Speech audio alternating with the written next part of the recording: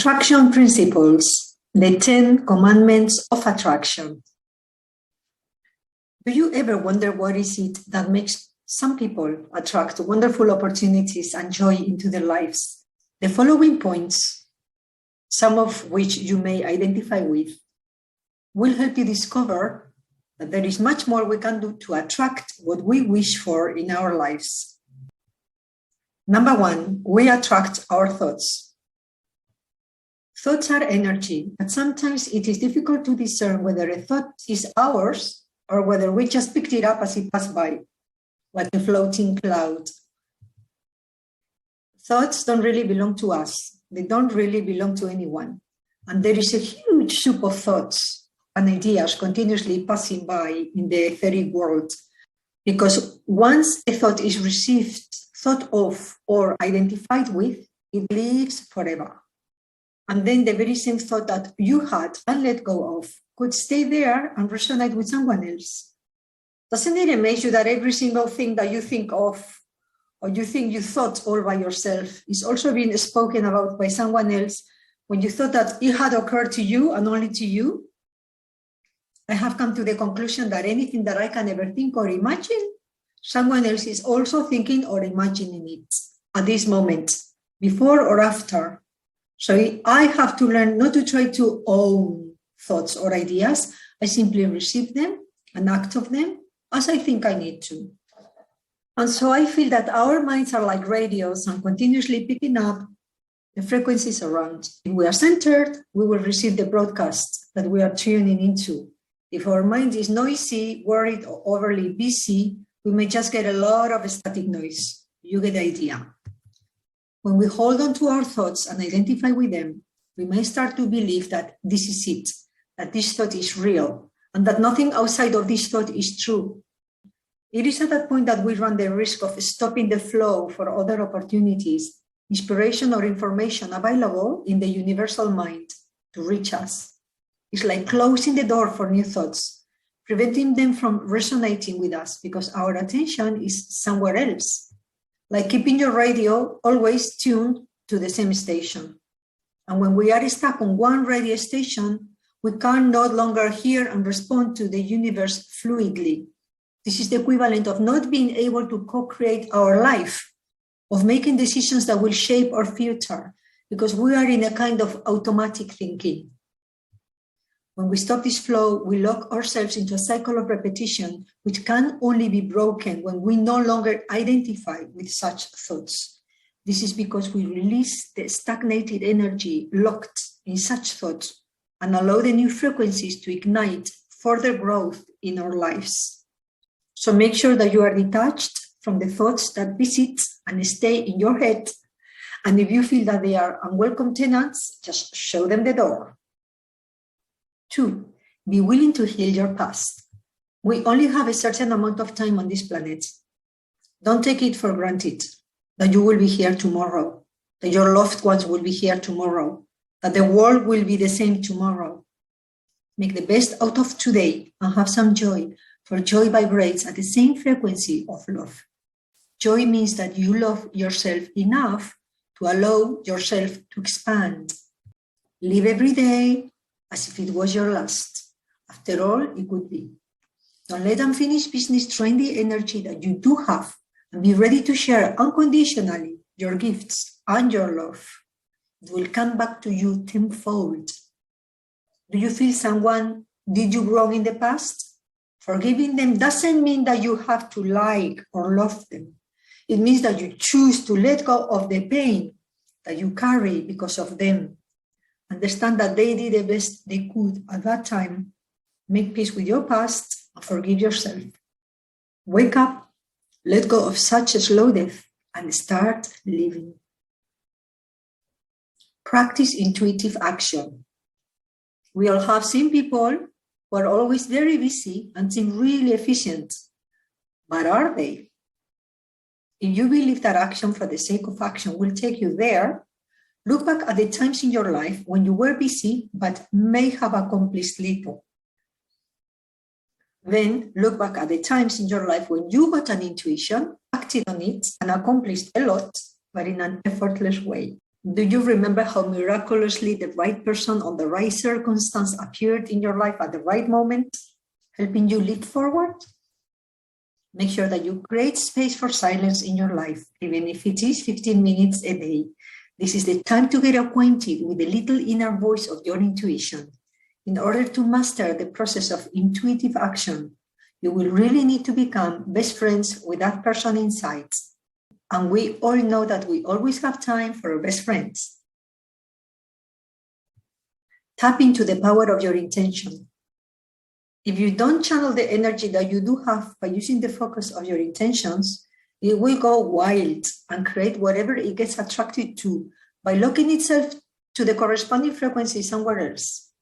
It will bring many undesired circumstances in your life simply because the laws of attraction are working recklessly without your input. If you do not state to the universe what you intend to attract, what you want, it is likely that you will be naturally focusing on what you don't want. So this is what will be presented to you. Failing that, you will be leaving the attraction forces of someone else entirely, maybe entirely randomly. Remember that the universe never lies. Therefore, if you refuse to believe that what is happening to you was attracted by you, start looking at the deeper layers of your reality and find the connections.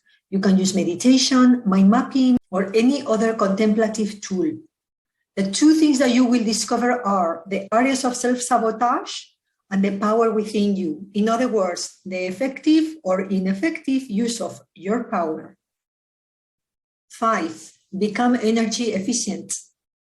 Although the energy source is infinite, the universe, until we learn to tap into it all day, every day, 100% efficiently, each of us has only a certain amount of time, energy, and money that we can utilize to make the best of our lives.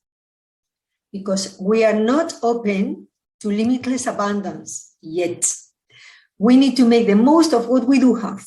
So make sure that you put your house in order, sometimes even literally, and release from your life all the stuff that is no longer useful to you. Destroy it, give it away to be recycled. Use the rest of your resources wisely by prioritizing them on the basis of how much happiness, love, and fulfillment they bring you. 6, map your mind. When the chatter in your mind is overwhelming and you don't seem to have the strength to shut it up, offload all this information, all your worries, by fixing them on paper. Write your thoughts, draw your inner pictures, connect your ideas with colorful lines, create links between all the items in order to consciously find out what is really bothering you. The objective here is to be able to make peace with all these thoughts by channeling them consciously or expressing them onto paper. As they find the rightful place on the mandala of your life, they lose their power over us. Only then we are free to create the life we want through a focused approach and with a clean new perspective. 7, bless your old ways. Love your past and forgive the people there and the person you used to be yesterday, because thanks to it all, you have become the person you are today. This is the only way to release the old energy that may still be lurking in your present life. Since your present was created out of the thought patterns of your yesterday, you may find that in order to create a new and more vibrant future, you will need to change those very same patterns. If you refuse or are unable to change these patterns, ask yourself what is the hidden benefits in holding on to your old self.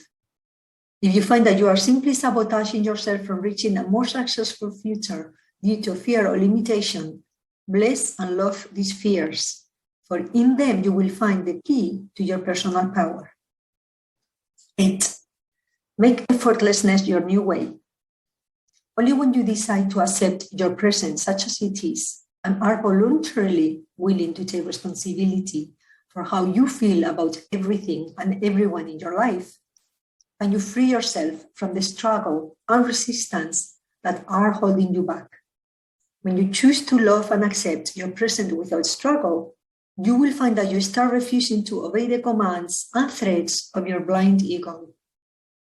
When you disengage yourself from being a slave to your ego, this demonstrates that you have acquired a very high level of self-awareness. it is then that you will start summoning lighter universal energies which will cooperate with you to create more joyful realities. I call this effect getting onto an energy highway, moving at a higher speed, effortlessly, and in an unimpeded manner. It will propel you to make gigantic leap forwards. 9. Connect with the love lesson in each situation. Every situation is a lesson in love. When we are not able to see the part of ourselves hidden within our present reality, and we refuse to accept the possibility that it may be a cry from our subconscious self, attempting to catch our attention to help it transform into lighter energy, we get caught in the illusion of struggle and effort. When we identify ourselves with a situation as it seems to be and forget that the universe runs on love energy, we become victims of a lower frequency, fear, hate, pain, sorrow, self-pity, etc., which is simply the other side of love and we call drama. Until we learn to transmute these negative feelings into pure love, we lock ourselves into a loophole and we will keep reviving the same experiences again and again. Maybe this is why they say, love will set you free. Literally. 10. Become a clear channel of spirit. We all have one single purpose on this earth, to achieve the complete and full self-expression of who we are at every moment. We need to understand, accept, and relive the divinity inside us. Experience the highest frequencies we are capable of and continuously transition into higher dimensions while alive and conscious. When we refuse to follow the demands of our ego or personality and are prepared to become spiritual executives at the command of the universe, we then become humble enough to take orders from our higher selves. It is then when we understand that all what we thought we wanted is nothing to do with what we really came here to do. When you surrender to your destiny, to your life path, to your life mission, Spirit can use you as a clear channel of communication to transform your own life and the lives of others and to achieve the highest potential at each moment. This is what we normally traduce in material terms as the effortless road to abundance. And then you may find that this is what you really always wanted.